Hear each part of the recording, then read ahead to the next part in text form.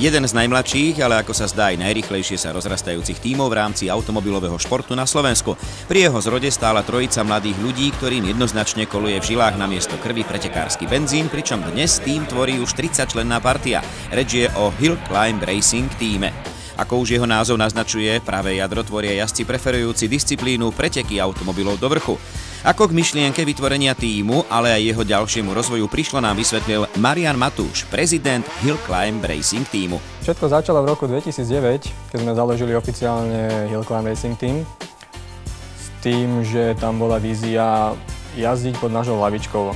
Takáto myšlienka sa však nezrodí z večera do rána a určite už pred jej realizovaním boli nejaké vízie či prípravy. Tým vznikol na základe nápadu 3 ľudí. Zo začiatku to bol len taký neoficiálny tím, HBRT, traja mladí lajdi ľudia. Ja, Erik a Peťo Maliniak sme sa len tak volali. Riešili sme amatérsky nejaké motokáry a ostatné takéto záležitosti. V živote do nás nenapadlo, že by sme to mohli zoficiálniť, až mňa raz jeden deň ma napadlo, že však urobme z toho oficiálny tím, sme zohraná partia, sme tu viacerí, takže by sme to dali dokopy. Tak vypracoval som nejaký plán a predostrel som to Erinovi. Priamo na diskotéke v jednej časti mestskej a preberali sme to počas diskotéky celú noc. Tak tam sme sa dohodli a dávali sme tomu nejaký taký iný impuls, že urobíme nejaký iný tím, ako je na Slovensku, taký miešaný. Nielen o vrchoch, ale komplet nejaký ďalší, či už okruhové, alebo slalomové, alebo amatérske, alebo nejaké ďalšie aktivity by mal mať ten tým, hlavne nejaký ten marketingový podmas by tam mohol byť. Niektoré nové, mnohokrát prevratné spojenia na svete vznikajú napríklad aj takto, ako Marian hovorí, na diskotéke. Dvojica sa dohodla a tým mohol vzniknúť. Vtedy ešte Peťo Maliniak jazdil za svoje, aj so svojím otcom. A my dvaja sme si povedali, že si to dáme dokopy. Potrebovali sme k tomu tretieho a tretí bol Zoltán Takáč. To je náš veľmi dobrý kamarát, ktorý rieši s nami Hill Climb Racing Team tiež aktívne. On je síce schovaný, ale má veľké dočinenia a veľké zásluhy za tento tím.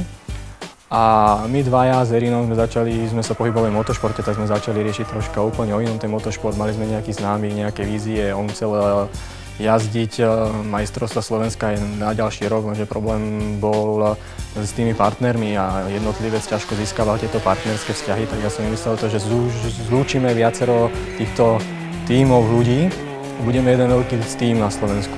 Ja viem riešiť ohľadne toho marketingu, podchytával som nejaké médiá, nejakých partnerov, viem spropagovať týchto našich jazdcov. A vízia je taká, že spropagovať ďalšiu túto našu činnosť, ale aktívnejšie a s tým, aby naši jazdci mohli všetci jazdiť bez nejakých problémov a s tým, aby nemali nejaké finančné alebo nejaké iné problémy na to, aby vedeli jazdiť, lebo toto je náročné na jazdenie. Podľa vnímania Hill Climb Racing tímu z pohľadu divákov, ale aj jeho napredovania sa zdá, že úvodná myšlienka sa začala dariť aj naplňať. Na základe marketingových aktivít, čo som vytvoril, tak sme sa dostali do povedomia už aj nejakých ďalších spoločností. Už sme našli aj nejakých partnerov, ktorí sú ochotní do nás vkladať nádeje s tým, že s nami zdieľajú naše úspechy. A na základe týchto aktivít sa k nám pridávajú ďalší a ďalší jazdci a už nás sami oslovujú a vieme s týmto už pracovať. Máme krátke fungovanie, máme síce 2 roky, ale náš tým sa rozrastol, máme 30 členov. Vieme trochu priblížiť nejaké mená? Medzi naše známe tváre patrí samozrejme Erik, Milan Pokorný, tiež jazdil motokári predtým, teraz sa ako veľmi mladý dostal aj na automobilové preteky, čiže sme si ho zobrali pod krídla, kvázi ho vychovávame, učíme ho našim praktikám. Potom ďalšia známa tvár, ktorá sa tak vynorila z minulosti, tak to je Miloš Pokorný, ktorý tento rok tiež nastúpil do nášho tímu s novým autom, s i30-kou. Posilnil náš tím, sme zjednotili aj farby tých aut. Ďalší taký významný jazdec je Peťo Maliniak, ten tiež poskladal nové vozidlo. Je to Ford Focus PGS Cosworth, ktorý si sám navrhol a doma ho poskladal so svojím otcom a so svojím strýkom. To je tiež veľký úspech. Potom ďalší ľudia, ktorí sú tam, tak napríklad tento rok nás oslovil Andrej Krajčí, aby sme mu robili marketing, aby sme mu robili všetky tie záležitosti ohľadne pretekov, lebo tiež sám pochopil, že ako jednotlivec v tomto motošporte sa nedá preraziť. Marian spomínal, že v rámci tímu sa podarilo Petrovi Maliniakovi spoločne s otcom a strýkom postaviť nové vozidlo Ford Focus PGS Cosworth. Stavba pretekárskeho vozidla predsa len nie je na Slovensku na dennom poriadku a tak sa v tomto momente poďme spoločne pozrieť na to, čo za šelmu to vlastne Maliniakovci postavili. Braňa Maliniaka si niektorí skôr narodení fanúšikovia automobilového športu môžu pamätať z 80. rokov minulého storočia, keď pravidelne sedával za volantom pretekárskeho vozidla. Pri sledovaní pretekárskej kariéry jeho syna Petra je jasné, že jablko ďaleko od stromu nespadlo. V podstate áno, niečo sa na syna ako väčšinou býva nalepí. To znamená, že asi je tiež nejakým spôsobom nakazený týmto motoristickým športom. My sme začínali motokárami. Motokári začínal ako, teraz je to dosť dlhé obdobie, ale asi 10-ročný. A hneď sme už vtedy prechádzali na kubatúru 100, čiže sme nešli od začiatku. Naša snaha bola vždy ísť niekde o stupeň skorej, takže asi takouto formou sme aj začínali. Potom prišli na rad autá a Peter už vo svojich 14 rokoch sedel vo vozidle Ford Sierra Cosworth. Maliniakovci si však už v minulosti autá vyvíjali sami a tak sa stalo, že mnohokrát Peter pre poruchu nevidel ciele. Na druhej strane, ak všetko fungovalo, patril medzi najrýchlejších.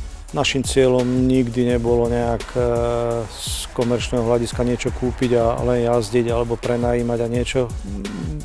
Už na začiatku sme si vždy hovorili, že chceme si niečo sami postaviť, sami vybudovať, tak ako on rástol ako jazdec, tak aj technika sme chceli, aby v súčinnosti išla s tým, takže sme to budovali si sami a aj elektroniky, aj rôzne nastavenia sme si robili sami, takže asi to bola tá daň, keď auto nefungovalo, ale zase to potešenie bolo o to väčšie, keď to v tých našich podmienkach sme dokázali vytvoriť aj auto konkurenčne schopné úplne iným autám, iným levelom. Poďme však už k najnovšiemu vozidlu, ktoré uzrelo svetlo sveta v priebehu sezóny 2011. Je ním, ako sme už hovorili, Ford Focus PGS Cosworth. Predpisy umožnili takú individuálnu stavbu, ktorá skutočne sa mohla rozvíjať rôznymi smermi, bolo tam malé, by som povedal, obmedzenia, ktoré by bránili v nejakom rozvoji a vývoji. Takže sme išli touto cestou a skúsili sme postaviť auto do triedy E2SH, čo sú vlastne siluety, kde musí byť zachované len čelné sklo, jeho poloha. Takže využili sme tú možnosť a chceli sme niečo takéto vytvoriť s tým, že Peťo vlastne navrhol celkový rám a spoločnými silami sme to zrealizovali. Pokúsime sa teraz Ford Focus PGS Cosworth bližšie predstaviť. Všetky naše základy bol Ford. To znamená, aj tu sú použité fordiacké komponenty, ako agregáty, ako prevodovky. Takže veríme týmto súčiastkám a išli sme touto cestou. To znamená vytvoriť siluetu s agregátmi, už odskúšanými, už nejakým spôsobom vychytané tie detské chyby. V prípade nového vozidla sa Maliniakovcom podarilo rozbehnúť aj spoluprácu s firmou Ford Gabat, ktorá je svetoznámym mladičom a úpravcom práve motorov Cosworth. Tak jeho vôbec tiež celkovo projekt skupiny SH ako siluety zaujíma a bol, úprimne povedané, bol nadšený, že vlastne niekto vyrobil niečo podobné, keďže on je tiež taký Fordiak a tie autá oplývajú pomerne veľkým výkonom, takže sme tiež zvolili tú alternatívu variantu, že by tá spolupráca mohla fungovať, keďže my sme vytvorili podvozkovú časť a on je odborník v tej motorovej, takže spraví tam takú spoluprácu, kde by skutočne to auto mohlo byť konkurenčne schopné aj na európskych šampionátoch. Pekný projekt. Ak by ešte vyšla načrtnutá užšia spolupráca s Gabatom, po vychytaní drobných chýb by sme sa mohli tešiť v budúcnosti, možno nielen na slovenských pretekoch automobilov do vrchu, na lahôdky podobné tej, ktorú sme vám práve predstavili. Vráťme sa však trochu naspäť na začiatok, keď sme sa rozprávali o začiatkoch a následnom fungovaní Hill Climb Racing týmu a povedzme si aj niečo o plánoch a smerovaní týmu v budúcnosti. Plány do budúcna sú také, že na tých kopcoch sa nám darí veľmi dobre, čo ukazujú aj výsledky našich jazdcov. Sú to vynikajúce úspechy a zatiaľ chcem ostať na týchto kopcoch aj budúci rok, ale určite máme vízie ísť aj do iných disciplín, ako napríklad okruhy, napríklad slalomy a nejaké také ďalšie zahraničné preteky.